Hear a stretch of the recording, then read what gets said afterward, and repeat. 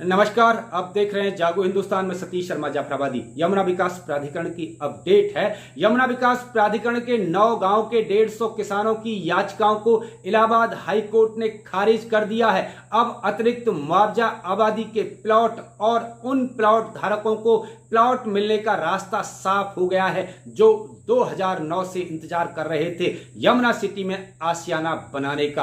किन गांव के किसानों की याचिकाओं को हाई कोर्ट इलाहाबाद ने खारिज किया है और कितने गांव की याचिकाएं लंबित हैं, क्या होगा अब यमुना विकास प्राधिकरण में, क्या था ये पूरा मामला, इस संबंध में क्या है पूरा अपडेट, आइए देखें जागो हिंदुस्तान। यमुना विकास प्राधिकरण क्षेत्र के किसानों और प्लॉट खरीदारों के लिए खुश खबर है। अब किसानों को अतिरिक्त मुआवजा, आबादी का प्लॉट और जिन खरीदारों ने यमुना विकास प्राधिकरण में वर्षों पूर्व प्लॉट खरीदे थे उनको प्लॉट मिलना शुरू हो जाएगा। प्राधिकरण क्षेत्र के 9 गांवों की 150 याचिकाओं को हाईकोर्ट ने खारिज कर दिया है। इन याचिकाओं के खारिज होने के बाद प्राधिकरण क्षेत्र में यमुना विकास प्राधिकरण की गतिविधियां तेज हो जाएंगी। यमुना विकास प्राधिकरण क्षेत्र के किसान काफ़ी दिनों से अतिरिक्त मुआवजे की मांग कर रहे थे। सुप्रीम कोर्ट के आदेश के बावजूद भी इन किसानों को अतिरिक्त मुआवजा 7% आबादी का प्लॉट नहीं मिल पा रहा था। इसकी वजह ये थी कि कुछ किसानों की याचिकाएं हाई कोर्ट में लंबित थीं। इन पर निर्णय नहीं हो पाने के कारण अतिरिक्त मुआवजा नहीं मिल रहा था। यमुना विकास प्राधिकरण की कई महत्वपूर्ण योजनाएं लटकी पड़ी थी। 2009 में पहले आवासीय प्लॉट स्कीम के लोगों को भी अभी तक प्लॉट नहीं मिले थे, लेकिन अब यह अड़चनें 9 गांव के लिए दूर हो गई हैं। कौन कौन से ये 9 गांव हैं, आइए यह भी जानें। उस्मानपुर, धनौरी, कादलपुर, रोस्तमपुर, डूंगरपुर, रीलखा, रौनीजा, रामपुर, बांगर, पचोकरा और अछेजा बुजुर्ग ये गांव हैं। उस्मानपुर की 149 हेक्टेयर ज़मीन का अधिग्रहण किया गया था। सेक्टर 20 में यह गांव लगता है। धनौरी की 414 हेक्टेयर ज़मीन लगती है 16 और 17 सेक्टर में। कादलपुर की 113 हेक्टेयर ज़मीन सेक्टर 20 में लगती है। रुस्तमपुर की 336 हेक्टेयर ज़मीन भी सेक्टर 20 के अंतर्गत आती है। वहीं डूंगरपुर रीलखा की 272 हेक्टेयर ज़मीन सेक्टर 20 के अंतर्गत आती है। रौनीजा की 236 हेक्टेयर ज़मीन सेक्टर 20 में लगती है। रामपुर बांगर की 119 हेक्टेयर ज़मीन सेक्टर 18 में।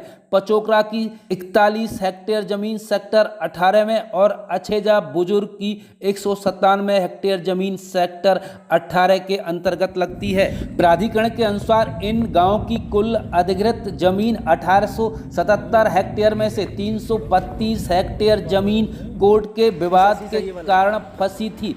इससे प्राधिकरण के 5 सेक्टर प्रभावित हो रहे थे। 5 सेक्टर के 5500 आवंटियों के भूखंड 2009 से लटके पड़े थे। यमुना विकास प्राधिकरण ने 2009 और 10 में 20 गांव की जमीन का अधिग्रहण किया था। अधिकतर किसानों ने मुआवजा लेकर जमीन पर कब्जा दे दिया था, लेकिन कुछ किसानों ने हाई कोर्ट में प्राधिकरण के खिलाफ अर्जेंसी क्लाज को चुनौती दी थी। प्राधिकरण के खिलाफ क्षेत्र के सैकड़ों किसानों ने 500 याचिकाएं हाई कोर्ट इलाहाबाद में दायर की थी। इन याचिकाओं में से 9 गांव की याचिकाओं को हाई कोर्ट ने खारिज कर दिया है। अभी 11 गांव की सुनवाई होनी शेष है। इन 11 गांव की सुनवाई पर जुलाई महीने में फैसला आने की उम्मीद है। इलाहाबाद हाई कोर्ट ने 150 याचिकाओं पर अभी अपना फैसला सुनाया है। हाई कोर्ट ने प्राधिकरण की जमीन अधिग्रहण की प्रक्रिया को सही माना है। अब किसानों को अतिरिक्त मुआवजा मिलेगा। साथ ही जिन किसानों के आबादी के भूखंड लटके पड़े थे और जिन प्लॉट खरीदारों को 2009 से अभी तक प्लॉट नहीं मिले थे, अब उनको जल्दी ही प्लॉट मिलना शुरू हो जाएंगे। अदालत ने जिन 9 गांवों पर फैसला सुनाया है उनमें सेक्टर 16, 17, 18, 20 और सेक्टर 22E के आवंटियों को खासी राहत मिलेगी। इसके चलते 5500 आवंटियों को भूखंड मिलने का रास्ता भी अब साफ हो गया है। इन सेक्टरों के चारों ओर सड़क मार्ग नहीं बन पा रहे थे। हाईकोर्ट के आदेश के बाद इन 5 सेक्टरों में यमुना विकास प्राधिकरण की गतिविधियां तेज हो जाएंगी। प्राधिकरण के अफसरों के मुताबिक 9 गांव की जमीन अधिग्रहण को चुनौती देने के मामले में अदालत ने फैसला सुना दिया है।